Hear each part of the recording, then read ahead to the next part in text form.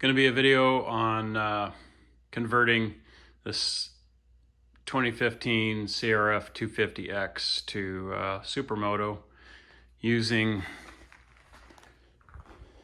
these Warp 9 wheels and Avon Trailrider tires from Motoxindustries.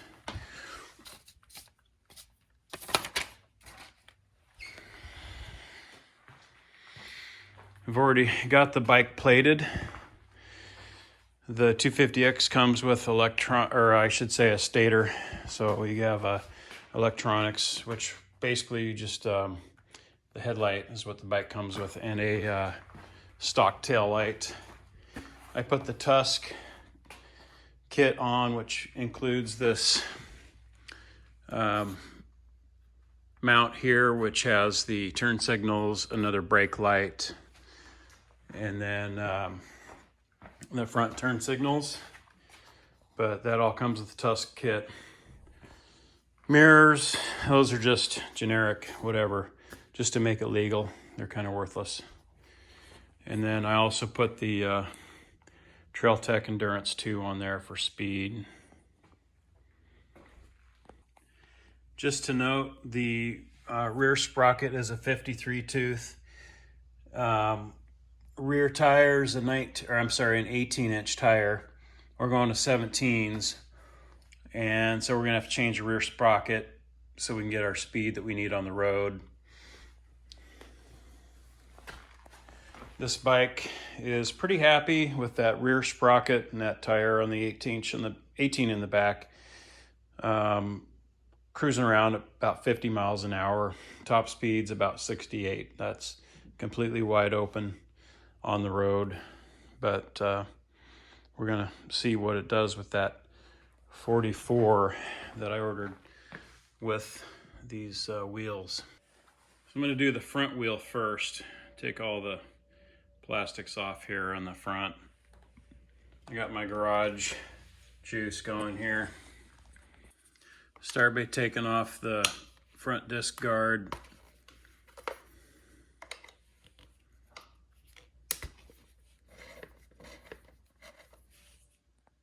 I will note that I chose to go with the stock size front disc just because I primarily ride the dirt and I want it to be easy when I switch back over to dirt in the spring, just to swap stuff out. Otherwise, you got to get a bracket to change the caliper distance, because the Supermotos usually have a bigger disc. But I'm not going crazy out there. It's just a 250. I'm just, riding around town and stuff like that. So I don't need the bigger disc for performance. So I just went with the stock so I can just swap it out easily. Next, we got a 10mm socket. We're going to break these bolts loose here and here, and then the other two over on the other side. And then I'll work on the axle. One thing that's notable is the 250X comes with a cable. It's not a speedometer, but it's a meter to keep track of your mileage. And I have already removed that and capped that, as I rode it the other day. I didn't want water to get in there, so the cable's already been removed. So we're just gonna crack these things loose.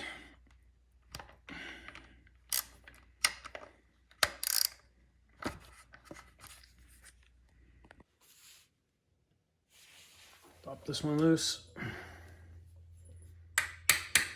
22mm to get it loose.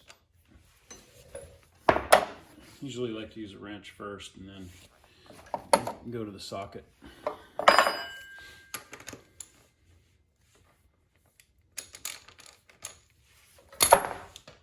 That's pretty much it.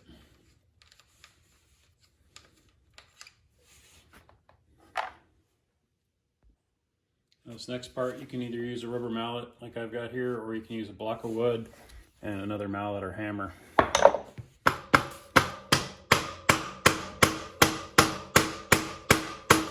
have to loosen up the other side a little bit.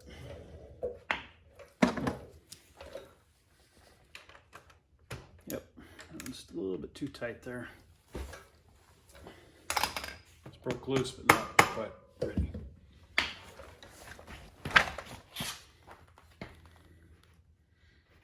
Slide the axle out. And then try not to drop the spacers. There we go. So we're going to use the spacers with the new wheels. They don't come with spacers. All right, so I stand corrected. They did supply one spacer, but that is not the right one for the CRF250X. These wheels come for different various models, and so I'm going to use the spacer off the dirt wheel.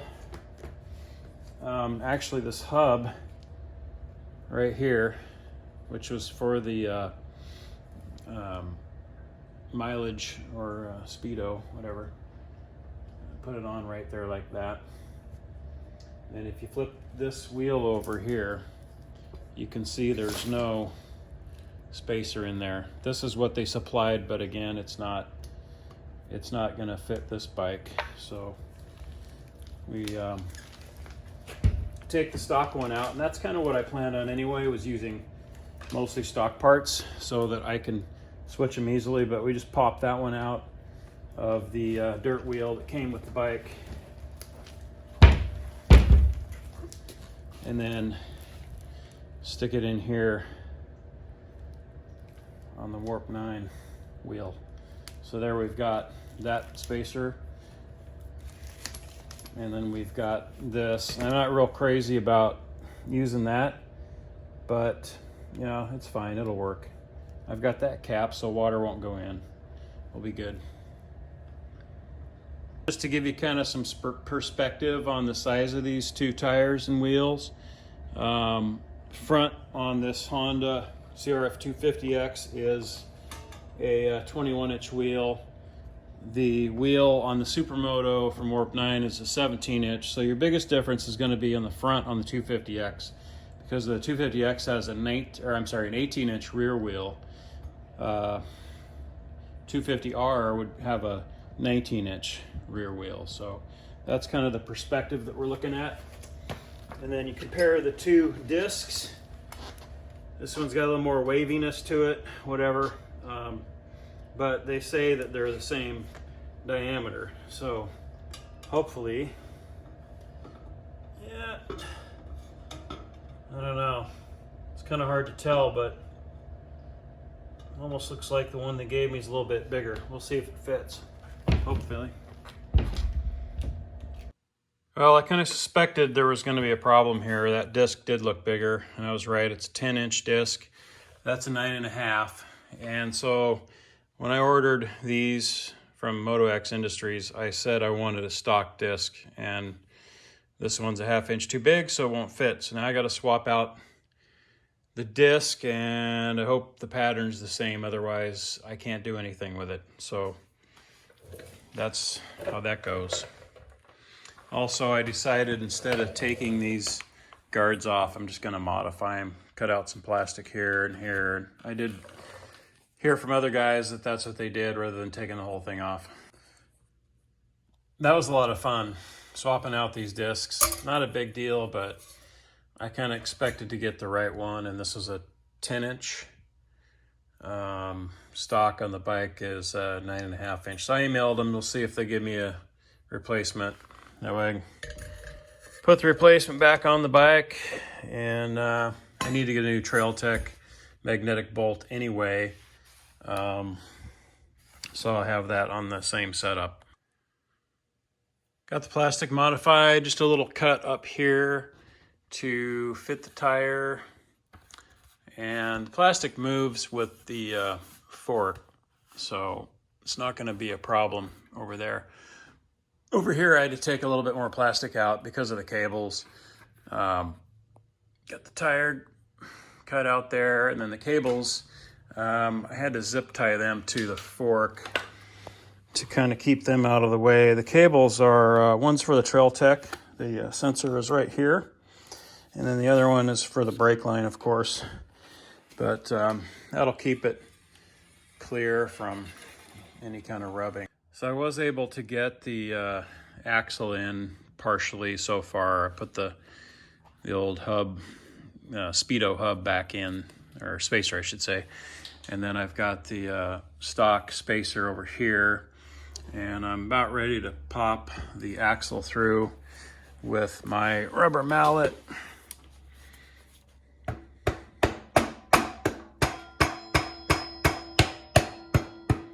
All right, then we're just gonna put the nut on the other side.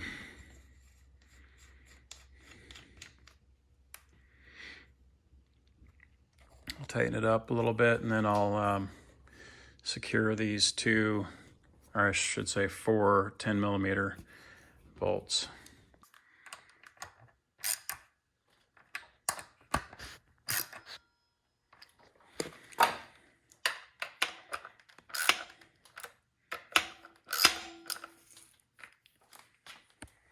One thing I'll mention, you can go through and look up all the torque settings on these bolts. I do recommend torquing everything properly.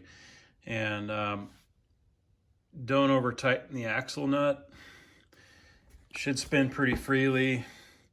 You know you've tightened it too much if it doesn't spin that great. You don't want to smash your bearings. Okay, so this is the wrench I carry with me when I'm doing trail rides, too far from the truck, whatever. It's got a 22 and a 32 on it. 32 is for the back, and then in the middle there it's got a 14, but it's pretty handy. Doubt you're going to have a hammer with you, but you could muscle it loose. Most of these axle bolts shouldn't be that tight to begin with, but I'll have links to parts, tools, whatever in the description if you want to add to your collection.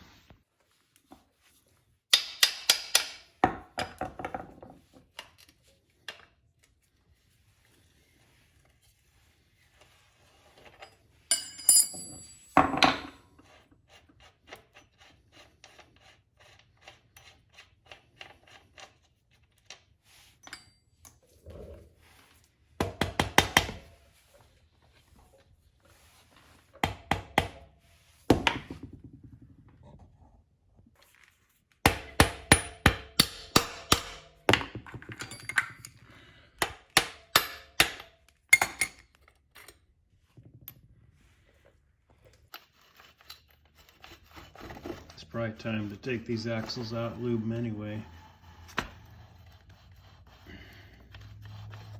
There we go. For your perspective, here's the two wheels together, the stock rear 18 and then the Warp 9 17. I did measure the rotor, or the disc, and the one they give me for the rear is actually a 9.5 inch, which is the same as the stock one here. And you can see there's a pretty big difference in the sprocket on the rear. So probably not going to be, being this is a 250, pulling off wheelies that easily with that little sprocket on there, but we'll see. I can always swap it out. Every time I do the rear wheels on these things, it's a pain in the ass because of the disc and the caliper. You gotta get them lined up perfectly, and then you gotta get the thing slid into its spot. And of course I forgot to put the damn spacer in there. What an idiot. Oh well, I still feel better about it when you do it. If you do it. Get the spacer in there.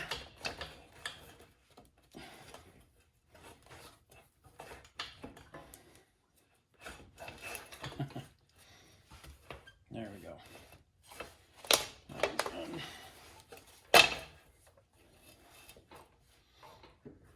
If I can do this two-handed. Get the other one up. Nope. Happen. You want to have your axle ready to go because that's going to help you hold everything into place. tilt the bike down toward the floor so that the wheel's on the floor. Get your disc lined up with the caliper, and then try to feed the axle through. And once it gets going, you can take your rubber mallet, kind of weasel it in there if it's lit up. There we go.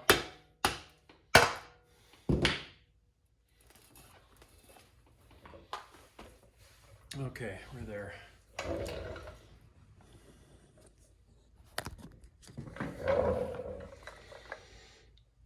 Only thing is now we gotta deal with the chain, but that's all right. I'm just curious to see how loose this thing is. Yeah, well, it's not gonna be adjustable, so I'm gonna have to break this chain off, put a different one on there, which is what I expected. All right, so we have the spacer in there. We've got the spacer in there. Axle's all the way through. We just have to put the spacer here on, and then your washer and the nut. Just get things kind of secured. Make it a lot easier to work with getting the chain back on and all that stuff. So not going to tighten it much, just a little bit. There we go. Chain on there. Obviously, we're going to need a shorter chain. Original sprocket 53, new sprocket 44. Not sure how I'm going to like that little sprocket. Get better top speeds, but I don't plan on going on the freeway anyway, so we'll see. A little research. The stock chain on this 250X is a non-master link chain, so I'm going to have to use my chain breaker for the first time probably in 10 years. Pop the rivet out. And the new chain that they gave me is MX with a master link and the clip, so that'll be a little easier. Just want to get it right the first time. So we're going to go ahead and break the chain, pull the old one off, and put the new one on.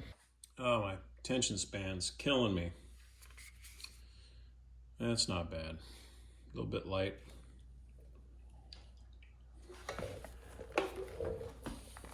No, I don't work for them. Costco. Case.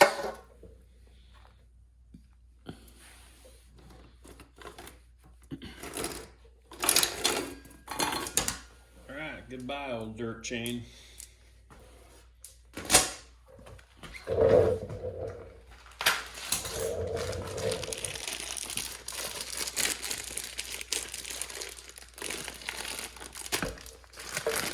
That's a new dirt chain.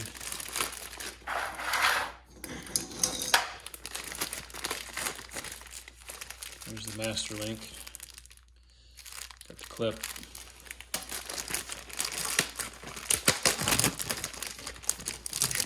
There's the chain.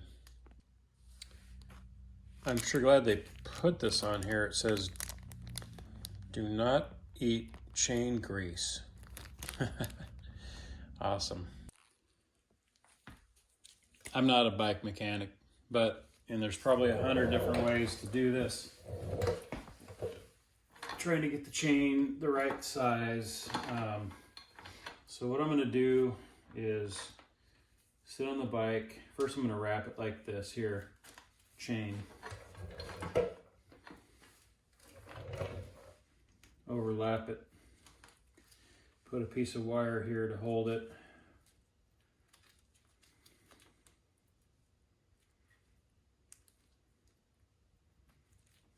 Finally broke down and put on some gloves.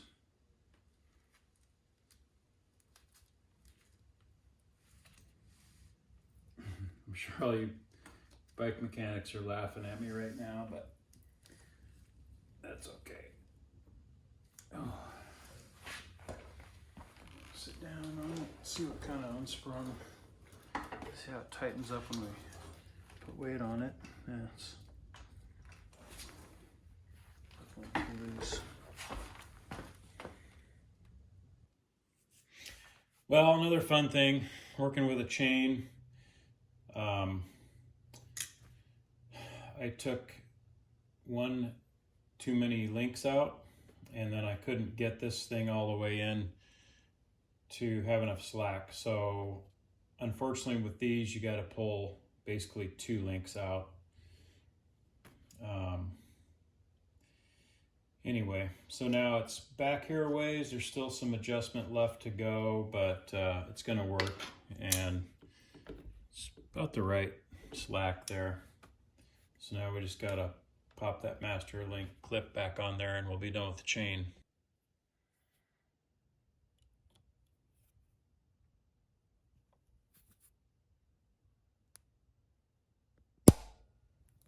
There you go.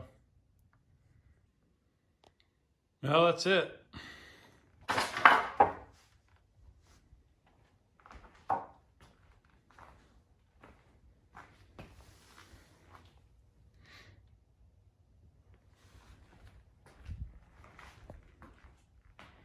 Follow the links if there's any tools or tires, wheels. I've got links to them all in the description. And I'm sorry if this was painful for you to watch, because it was the first time I've converted the CRF over to Supermoto wheels. And anyway, thumbs up if you like it. Hope it helps. Thanks.